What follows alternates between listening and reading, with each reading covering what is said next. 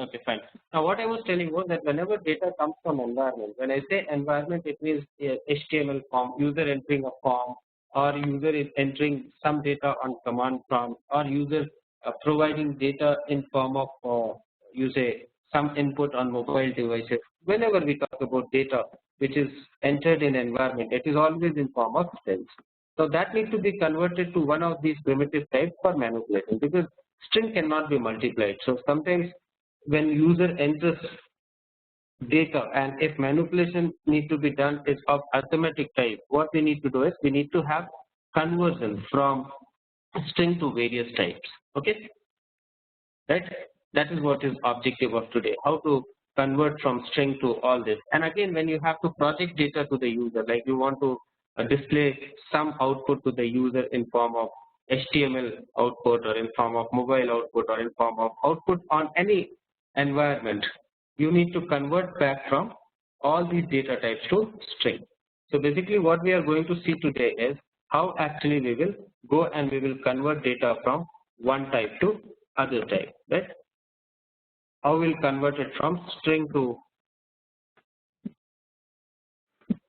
primitives, and how you will convert from primitive to strings. So if you see, this is what we are going to see today. Okay, converting from string to these primitives, and again from primitives to string, right? Because this is what is one of the needs that we need to satisfy, we need to know about, right? Is that clear? Pawan, context is clear, right?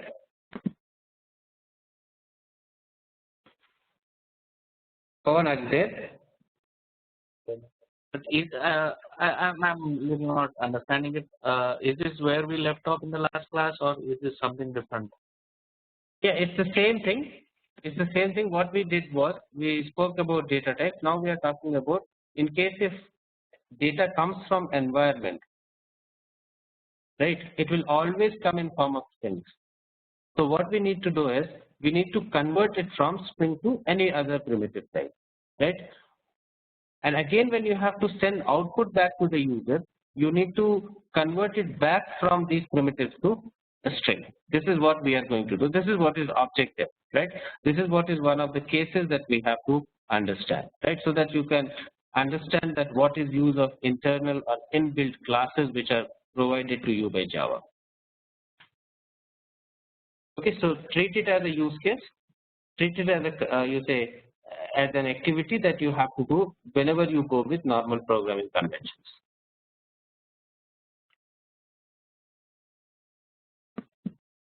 Okay. Now next, in order to help you in converting, in order to help you to convert from strings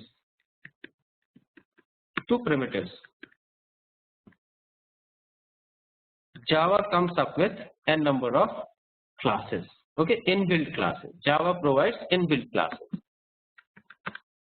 I have not yet discussed about what class is, but here you need to see how actually we are doing conversion, right? Later sessions you will understand what actually is a class, how to create your own classes. I'm talking about those classes which are inbuilt in order to complete this activity. Right? You will have Java classes. Now these classes are called as wrapper classes. Right? Why they are called as wrapper classes? Because they provide you capability of working on primitives. For example, assume that I want to convert from string to byte, string to short, string to long, right? If you want to convert your data from string to any one of these primitive types, Java provides you one class for each primitive. For example, if you have byte, Java provides you a class called as byte. If you have short, Java provides you a class called as short. If you see the difference is byte B is small, in class B is capital, because class always starts with capital letters. That is what is convention, which I have already told you. So similarly for int you will have integer, for long you will have class called as long where L is capital, for float you will have a class called as float, F is capital, for double you will have a class called as double, D is capital, for boolean you will have a class called as Boolean, B is capital, For char, you will have a class called as character, right? So these are different wrapper classes which are supplied to you by Java. They all are inbuilt, right? You need not go and think of how I will create this class, right? You need to just know how to use these classes in order to complete a particular objective. Here our objective is to convert from string to primitives. This is what is objective, right? Like when we talk about mixed expression, in mixed expression we have seen that we have to go and do typecasting, right? But here it is not typecasting because you are converting from string to primitives, right? So this is what will be called as conversion. It will not be typecasting. Typecasting is either promoting a primitive to higher data type or to demote an existing data type to lower data type. Okay, so are you clear with the term that I am using called as typecasting and conversion? Shalini, Vidya, Pawan?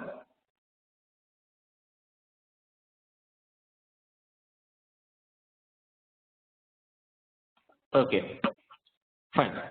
Now how to convert?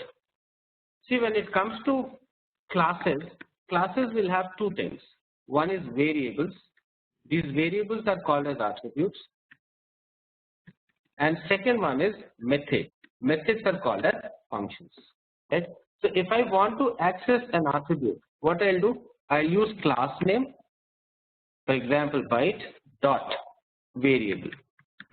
If I want to make call to a method, a function, we'll have to use class name dot name of the method. Okay, right? In order to help you in converting from string to any one of these types, you can remember a common formula, and that formula is wrapper class dot parse xxx, and here you will pass the string, right? So once you do this, you will be able to convert it to that particular wrapper object which you have specified here. For example, if I want to convert from string to integer, what I need to do? Wrapper class is integer dot name of the method is parse followed by the type. Type is int, and I will pass here the string. You say I am passing here 3. What will happen? This will convert it to an integer. Right? Now if I ask you, tell me how you will convert from string to double. Simple, right? You will have here double data equal to, instead of using integer, you will use the corresponding wrapper class called as double dot parse double, and you will pass here the string, right?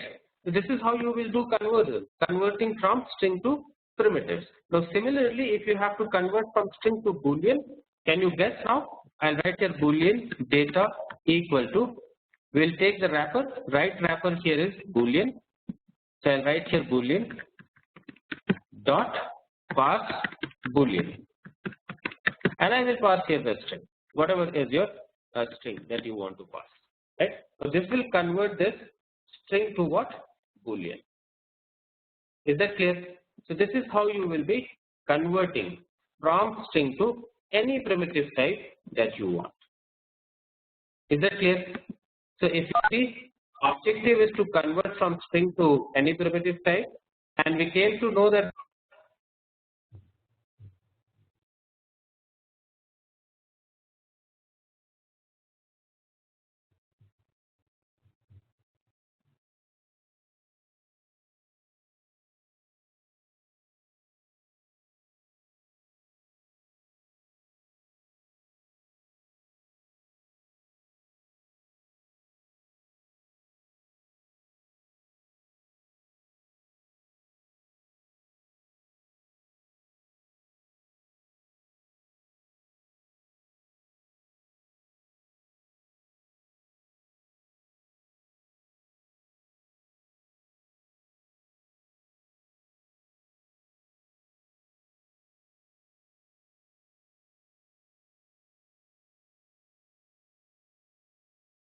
Cannot hear you.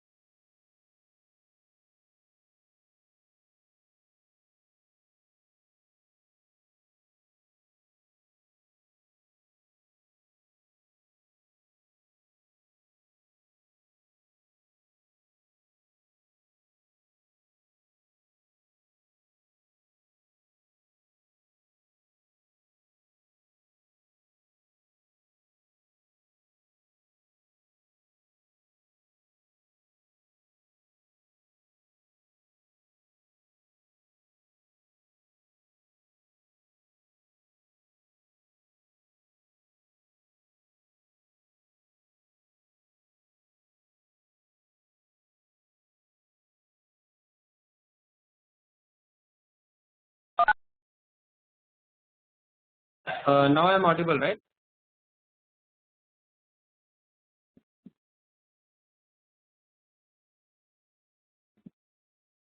Okay, fine. I'll just share my desktop again.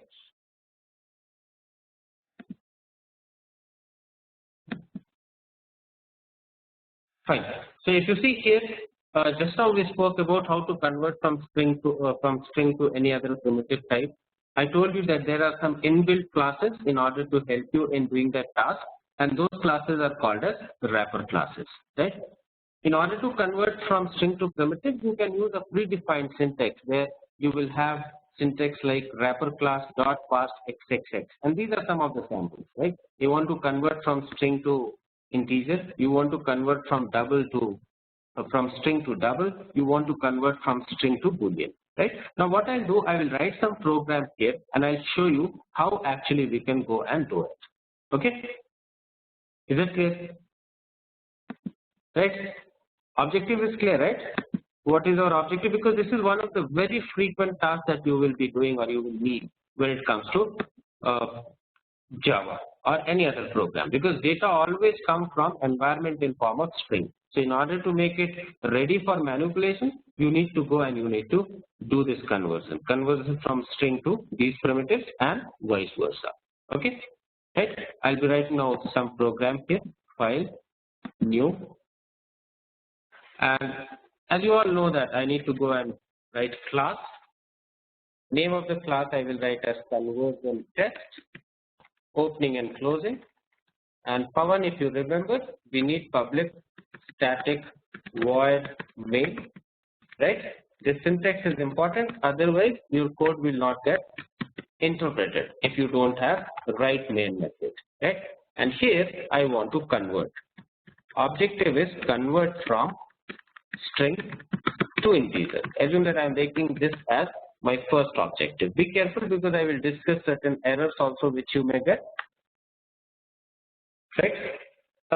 Assume that I want to convert string data equal to 500 to integer, because this came to you from environment, right? In order to convert this, what I'll do is I'll declare int I equal to, I have to use what wrapper class here? What is the conversion that I need? From string to integer. So which wrapper is there provided to you by Java in order to do that conversion? It is integer. Okay, right. And then name of the function is what? Parse. And what you need to provide here? Name of the primitive type to which you want to convert. It is int. And you will pass here data. Right. So this is what is the wrapper class name. And this is what is the name of the function or method which is there in order to help you in doing that conversion. Okay, you'll remember this. Now we'll go and we'll print it, system.out.println, and I'll pass here I. Right, I'll save it.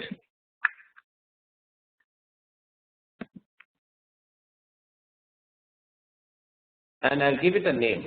For example, assume that I am naming it as conversion test only. .java. Right, I'll save it. Okay, Pawan, is the context clear and the objective clear? And what is role of this integer class is clear? What we call this integer class as? We call it as wrapper class. Why we call it as wrapper class?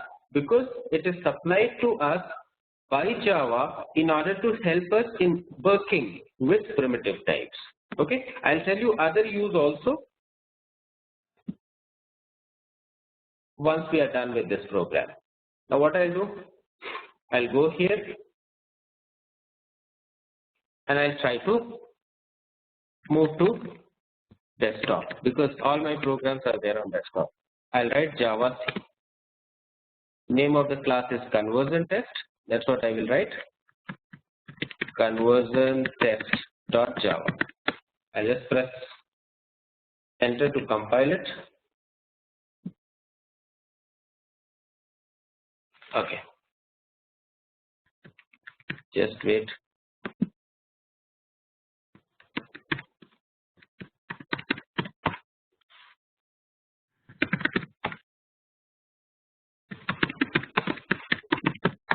Now I'll write JavaC conversion test.java. It compiled. Now I'll run it. Java conversion test. And if you see, it displays you the output, which is 500. Right?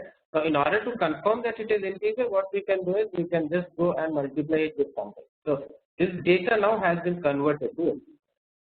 Okay. Now assume that someone is trying to convert this as integer. I need your answer. What will be the value? Pawan.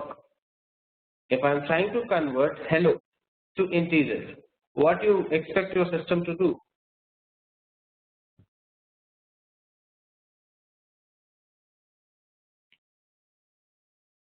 What you expect your system to do?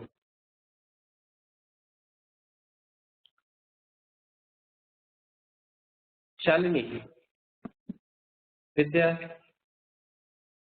can we convert hello to integer? No. Do you? No, right? So you don't have any interpretation. So whatever you think, same Java will also think. I'll go and I'll save it. Only thing is you need to see that error which you will get. So that whenever you get error, you should be able to understand why you are getting that error. Code compiles, I'll run it. Now it tells you what? Number format exception. So if someone is asking you when you will get number format exception, answer is very simple. You will get number format exception when actually you try to convert non-integer or non-numeric value to a number. Okay, is that clear now? So whenever you will get this exception, you'll be able to make out. Because sometimes what happens, if you don't fill up an HTML form which requires number, internally that program will try to convert it from string to number, and you will get what? Number format exception, right? So this is what is one of the popular exceptions which you may get. So keep in mind, you get number format exception only because when you try to convert a non-number to a number, your Java says that I am not able to convert because I am not able to derive any numeric equivalent of this. Okay, so never try to convert this. Now if I ask you to convert, I'll write here 100.90.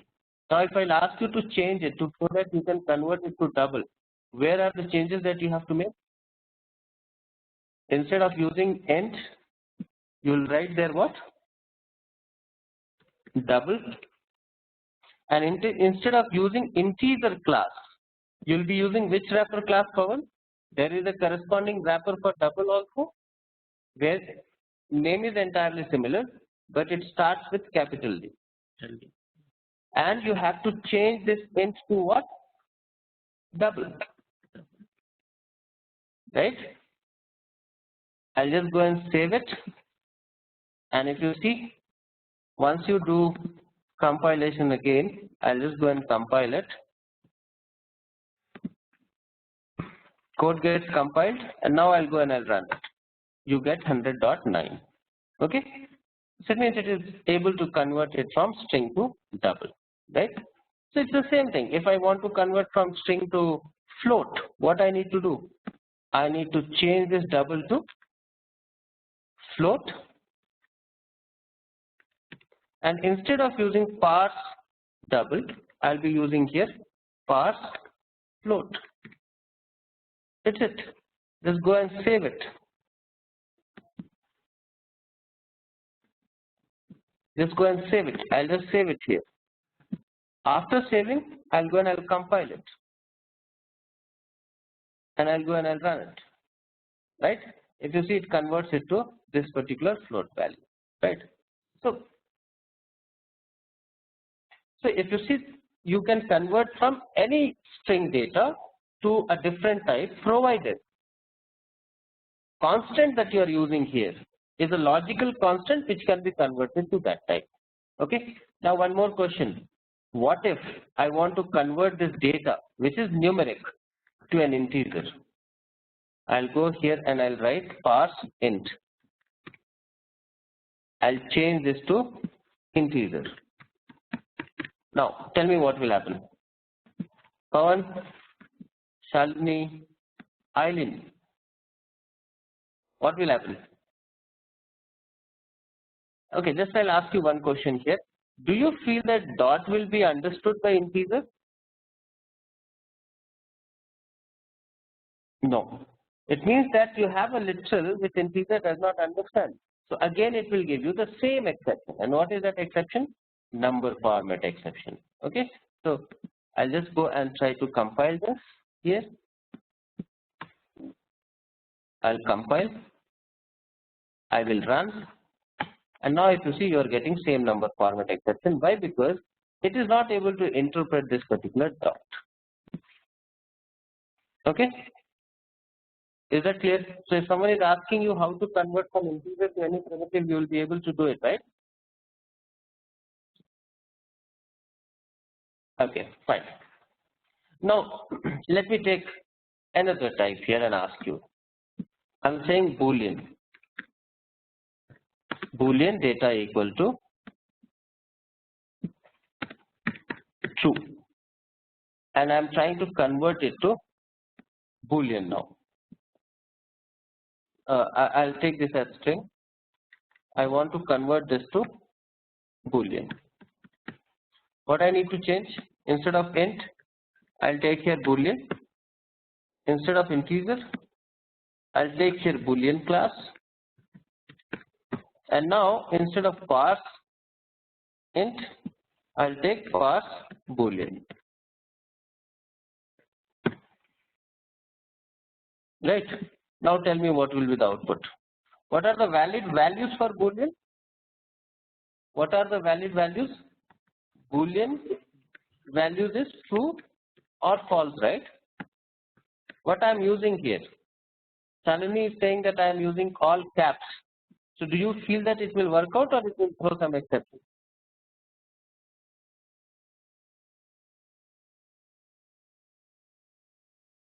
Okay.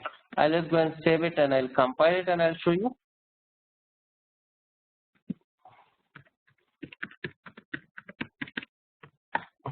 I'll just go here and compile.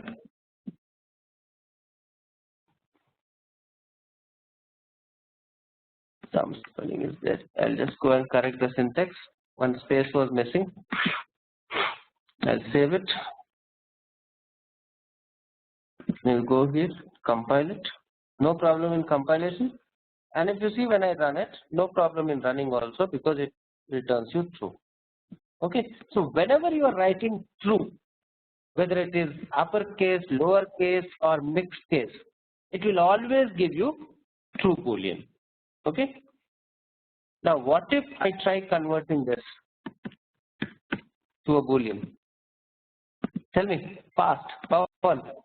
Just two options, error or it will work. It will compile.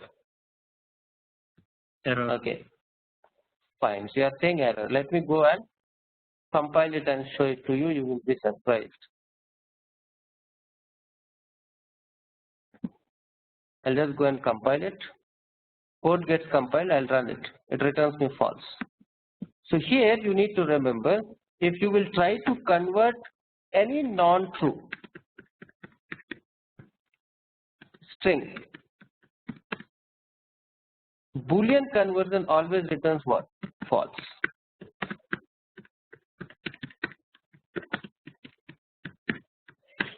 Is that clear?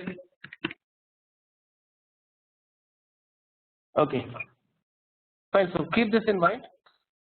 Now let me try converting from string to char. I'm writing here A. I want to convert it to char. What I need to change? I'll take here char, and here corresponding class is character. I'll take here character. Dot instead of parse Boolean, let me try with parse char. Right? Tell me what will be the output, whether it will be able to convert it to char or not.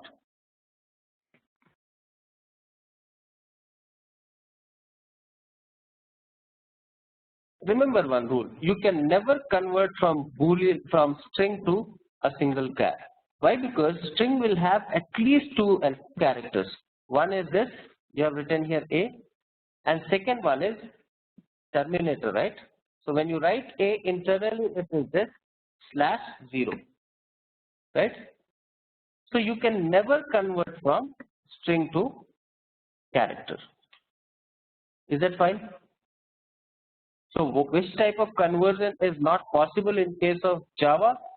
Converting from string to character. If you want to convert from string to character array, that is fine, that you can do, but you cannot convert from string to a char. Is that clear? You will remember this, right? Cannot convert from string to char, right?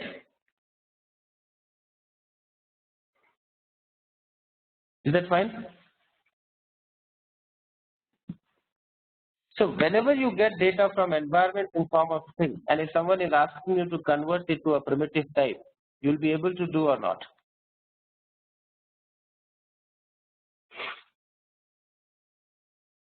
You will be able to do, right? Just type it on the chat box. Okay, fine. Pawan, you will also be able to do. I'm just talking about converting. So you are aware now you have to use a wrapper class and a method of wrapper class in order to do that conversion, right?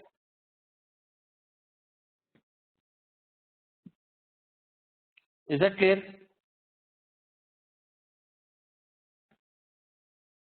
Okay, fine.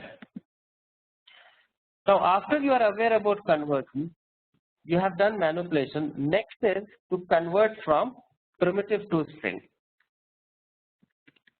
Converting from primitive to string. Because again you have to display it in form of output. So it needs to be converted to string. Here you need to just remember one method. And that method is string dot value of.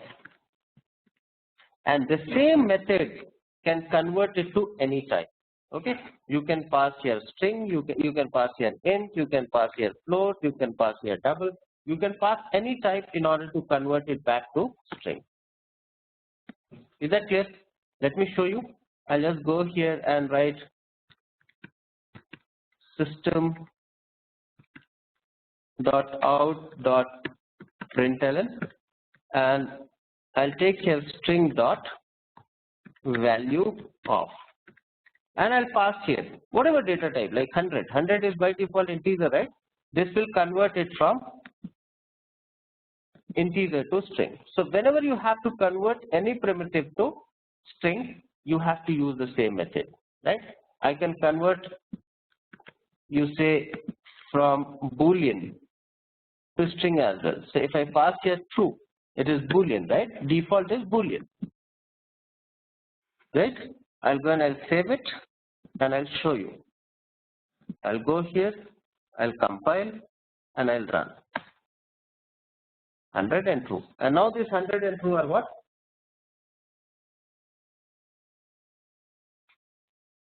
They are integer and boolean. Is that clear? Will you remember this? Because this is very important from project perspective.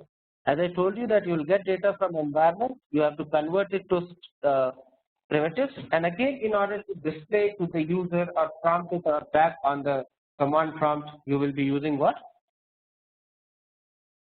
String dot value of. Okay? Pawan, is that clear? You will be able to do these two activities now.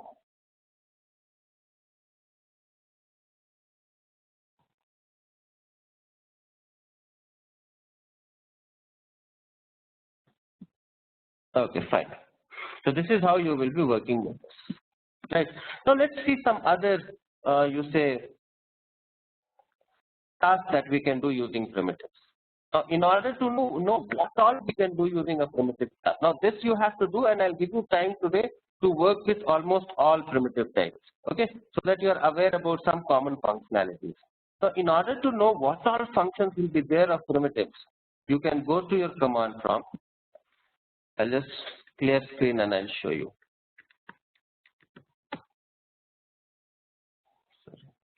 Yes, it's the same thing, Vidya. When you convert, right, it's the same thing. Okay.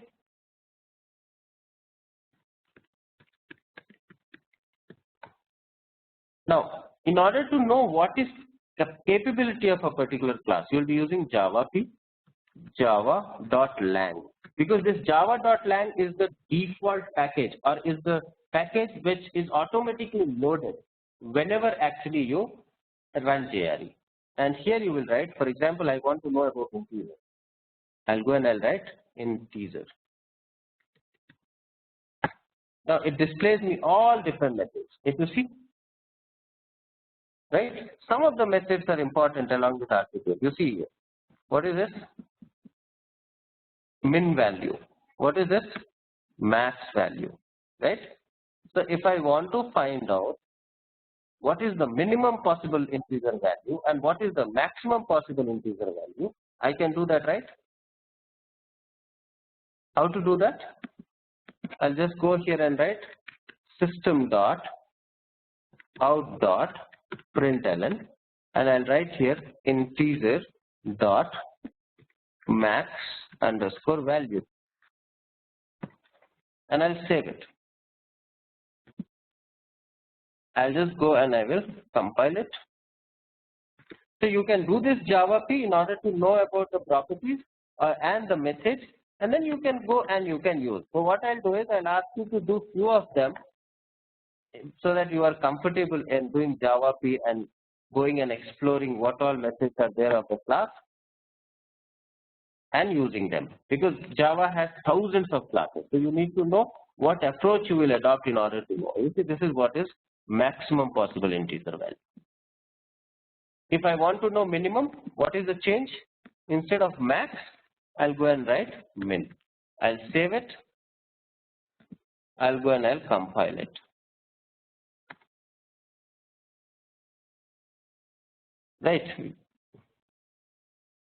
And I'll run it. If you see here, it displays me the minimum integer value. Is that clear?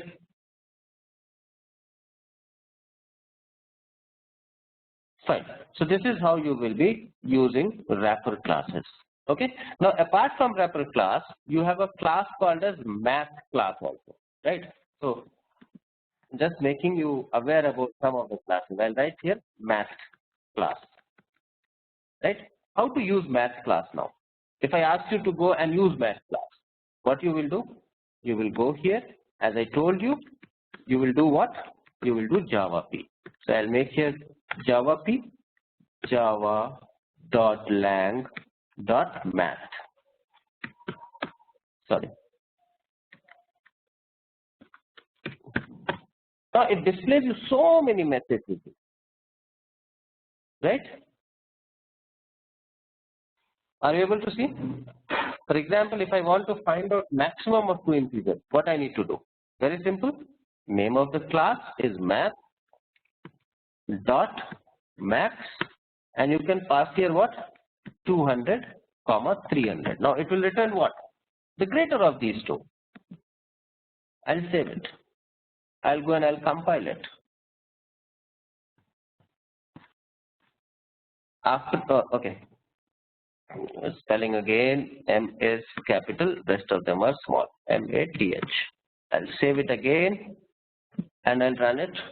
So these are some of the classes, or you say this, I'm telling you this in order to make you aware that how actually you can go and you can use. I'll just go and compile it. I have already compiled, I'll run it.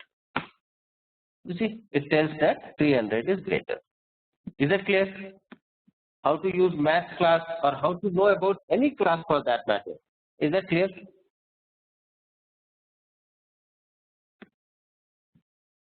Pawan, is that clear? Fine. So your task for today is, I'm not going to take more time of yours because you have certain things to do. You have to explore usage of wrapper classes, because it becomes one of the important interview questions also sometimes when you go for core Java. Plus explore math class. Right? This is what is assignment that you have to do. Is that clear? Shalini, is that clear?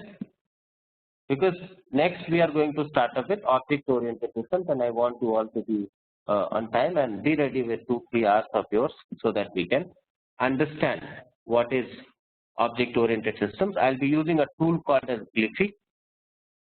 There is a tool called as glyphy.com. That's what we will be using. Right, just in order to tell you so that you can understand what tool we'll be using in order to work with object-oriented representation. I'll just go and click on start drawing. And see, you can use this, and this is what we'll be using in order to come up with anything there. Right? So be ready to use these tools, online tools which are there.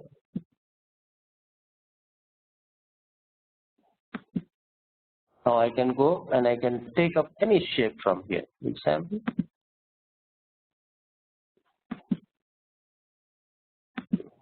You can go to UML class, drag and drop here. Class, attribute, method, responsibility. Okay? Is that clear? Fine. So we'll be using this tool. So be ready with this. And second, I want you to finish off all exercises that I gave. Videos will be posted now. I'm just asking them to post the video. Okay. You have material with you, SL275. I feel that you are reading that material, right? Fine. So today's objective is clear: to go and explore wrapper classes and to explore math class. Okay. You are aware about primitive types. You are aware about expressions. You are aware about operators, right? So now time is coming up when we can start up with understanding what is object-oriented programming, what is object-oriented analysis and design. If you are an architect, how actually you can go and do it. I told you, Vidya, you have to just go and explore, like try to see most of the methods here. And next session onwards, once we are done with object-oriented concept, you will have pretty good number of exercises. Okay? Right, as of now, we are just exploring the language, not algorithm.